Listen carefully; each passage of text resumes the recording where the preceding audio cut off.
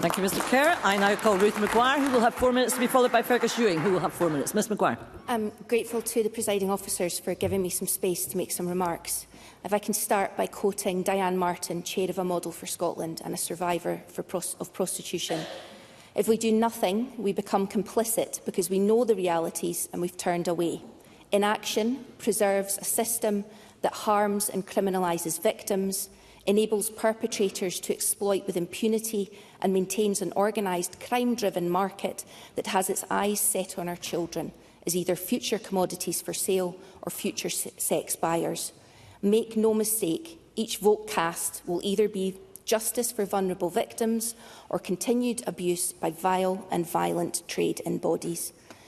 Presiding officer, this bill moves forward or falls on the votes of SNP colleagues, and I will plea with them.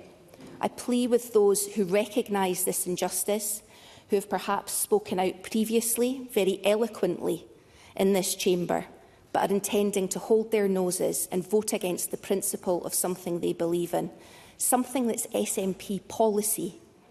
I want them to know that they're on solid ground on this matter and ask them to vote with their conscience, and it is their conscience. It's the public, not the government or whips who elect you to this place, and your public will value courage over unquestioning compliance. Over at least the last 10 years, survivors, survivor-led organisations and frontline women's workers have provided testimony, they've provided expertise to the government in good faith to work that came to nothing. They contributed to Ash Regan's consultation, to the committee's consultation. They've given evidence publicly, reached out directly to their MSPs in writing and in person.